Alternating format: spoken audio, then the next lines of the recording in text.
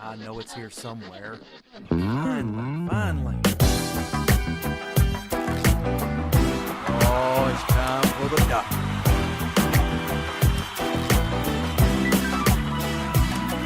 You're listening to Dr. Bill, the computer curmudgeon. Take it away, Doctor. Well, it's that time again, and the doctor is in. It's time once again for Dr. Bill, the computer curmudgeon.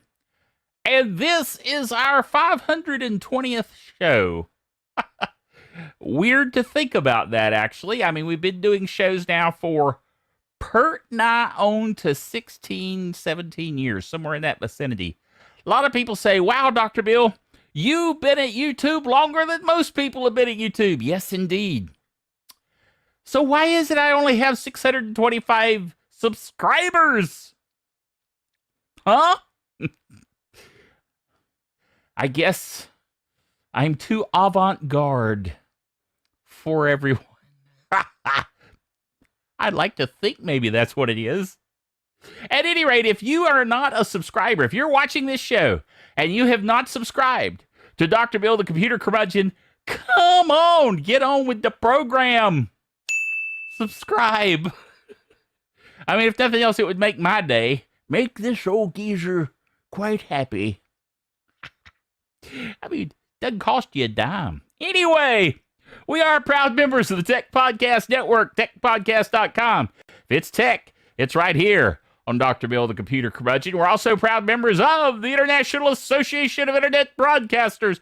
You know, let me give you something straight about the International Association of Internet Broadcasters. I'm not even sure they're actually active anymore.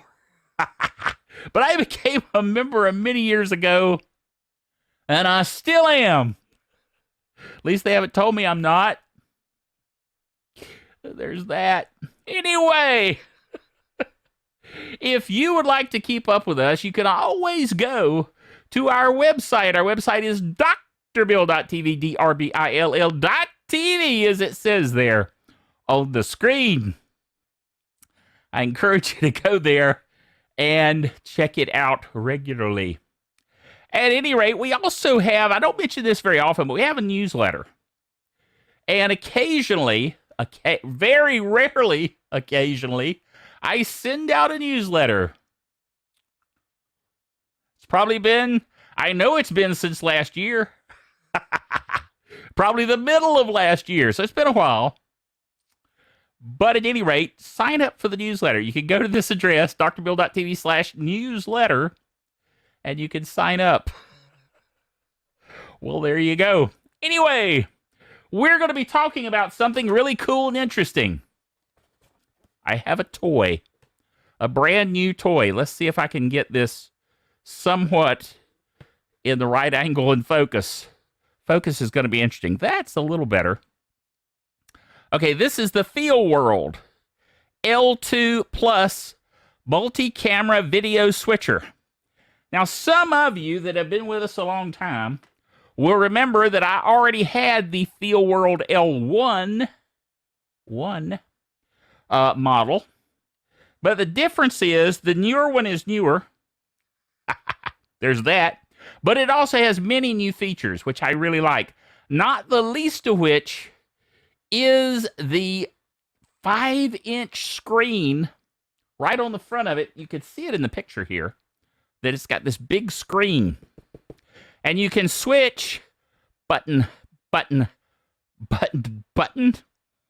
between different video feeds. And in order to have video feeds, you have to have cameras, which I do. We now have cameras that I can switch to, like this one that's showing my ring. I didn't mean to go to that shot. This shot is the L2 Plus, and you can see the screen here and the buttons, and this is the shot I meant to go to. That shot. See? But see, this one is my side angle, and this one is my straight-on front shot. Okay? But now what's interesting here, Let me see. I'm going to do something I shouldn't do. Don't you love it when I do that? I'm going to go to this shot, and then I'm going to take this camera, and I'll bring it over here and show you this camera. See the camera? The camera there, I'm holding it in my hand, which is hard because it's heavy. The stand is heavy. That is a Panasonic V180 camcorder. Now, I'm going to put this back over here. You shouldn't do that in the middle of a show. But I do strange things because I'm me. Well, I'll try to put it back the way I had it. That's about the way I had it. Okay. Let's go back to the center shot. So here's the thing. That camcorder is 12 years old. Now, it's not 12 years old to me, but the great thing is I did a lot of research to find a camcorder that had high quality, good autofocus, gave you a clean HDMI output. Not all camcorders will. And will allow you to use it in a shot like this. Okay? Which means HDMI outputs to the L2. Okay? That means that even though it's a 12-year-old camera, it does exactly what I need it to do, which gets us to this point. For those of you that are doing YouTube and are doing ministry video and other kinds of video, your blog, video log, vlog, what do you want to call it? You don't need the $1,000 Sony DSLR, which is what I'm using right here for this shot. You can use the little less than $100 video cameras and get a pretty decent shot out of them. Let's go back to this shot. See, that's not bad. Not bad at all. Still see the beard hairs, right? And there you go. You're not going to, I was just talking to my wife about this earlier when I was showing her the setup. You're not going to have the bokeh effect like I have here from the Sony because I'm paying for that with the camera to be able to do that with multiple lenses and so forth. But this is a good setup. And this is what the L2 is all about. This is what I wanted to show you. So let's go to this shot. And we'll talk about this. This gives you the ability to switch between shots. Now, you have to set it up. Let me set this up. You have to go over here. And actually, I think you have to put it in the mode to use the T-bar. But this is a T-bar. It allows you to switch back and forth. You can go into the menu here with this menu button and set up all of that. And I'm not going to do all that during the show. I've already done things I shouldn't do during the show. But you've got 4 inputs here. Now, this camera... I touched the screen and went to the shot. Let me go back to this shot. I can touch. See, that's what's so cool. Let me do that again. I can come down here to these little tiny shots that shows what the camera is seeing. And let's say I want the side shot over here. I can touch that without touching the button, and it will take you to that shot. Okay, if I want to go back to the L2, I can touch that on the screen, and it will take you back to that. Now, see, that's so cool because I'm not having to hit clunky buttons. I mean, I like the buttons, don't get me wrong, but you've got options. You have choices, okay? Go back to my center shot. You have choices that you can use when you're using the L2. Now, there's other things I want to show you about the L2. And to do that, I'm going to use some static shots. So let's go to that right now in B-roll. All right, we're going to go to some static images here so I can show you kind of a run-through of the Feelworld L2 Plus multi-format video mixer. These large buttons here, as you saw earlier, light up when they are in use. Those are for switching between 4 HDMI video inputs, okay? And this is your pre-shot screen, you might say. This is what's actually going to the recorder. The screen here. So, and then down here you have a small inset screen of each of your other 4 inputs, so your other 4 cameras that you're bringing into the system. Up here you have your menu for changing your menu options, And you also have a T-bar here, which allows you to smoothly fade between shots if you put it in that format. So let's go to the next one here. This gives you a side view. You can see there are vents down here on the front. This has got a fan in it, and it will pull air through these vents to cool the mixer. And that fan will make a little bit of noise. Now, it's not bad. If you have a highly directional dynamic microphone, it won't pick it up, as you can tell from the shots during our show today. But it is something to be aware of. So that fan will run and will cool the system down. And then you got a panel over here. We're going to see that more in detail on the next shot, where well, this is the back panel. HDMI input 1, 2, 3, and 4. Then you have an HDMI output where you can put the output of that recording screen, for instance, can go to that HDMI output so you can see it in a large format.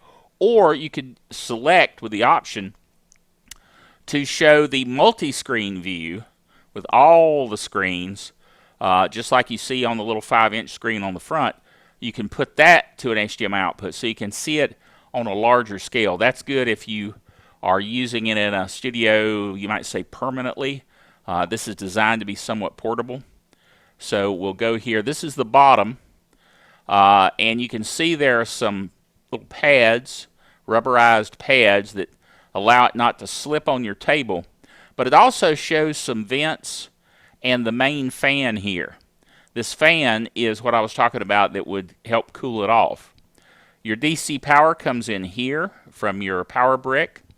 And then over here, you can see a little more clearly the LAN, which is a regular Ethernet jack. You have a blue USB 3.0 connector, which allows you to connect it to your computer. So for instance, I use the L2 to go from here, from the L2, out of the HDMI, out of the USB 3 to the computer, and then I pull that into OBS, okay? So you might say this is a pre-mix before even getting to OBS, which I can do mixing with as well. It's kind of nice. Here you've got your headphone jack and mic jack, which is kind of nice, and more vents. So it's pretty simple, pretty simple system.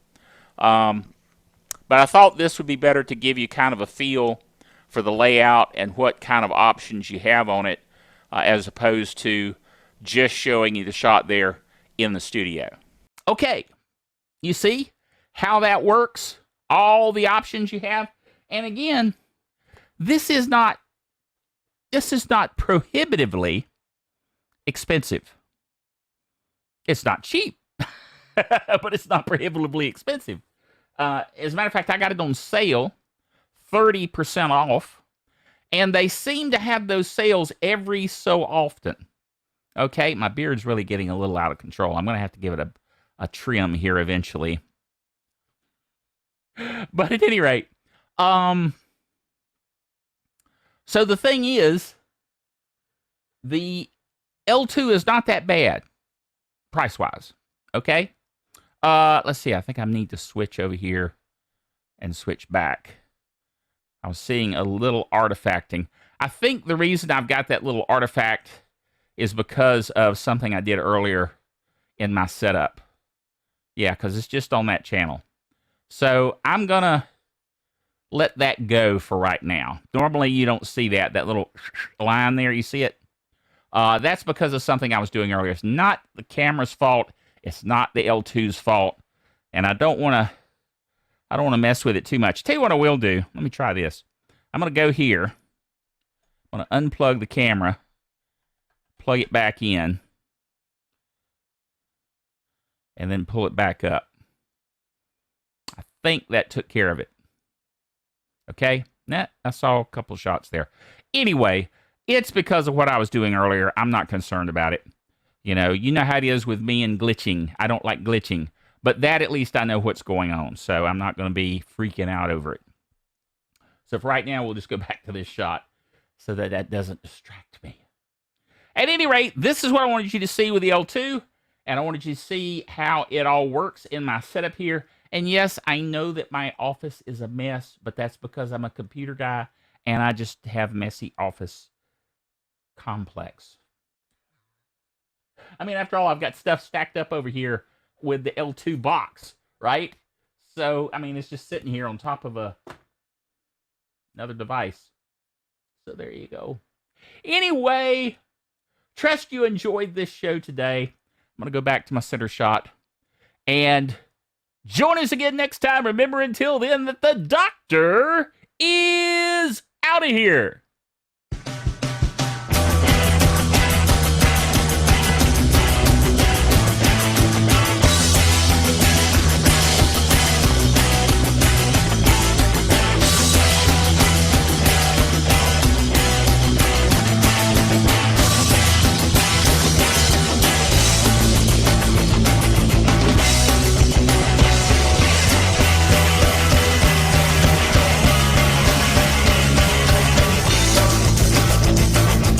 Dr. Bill, the Computer Curmudgeon, is a production of DrBillDaily.net with all the honors, rights, and privileges thereunto appertaining.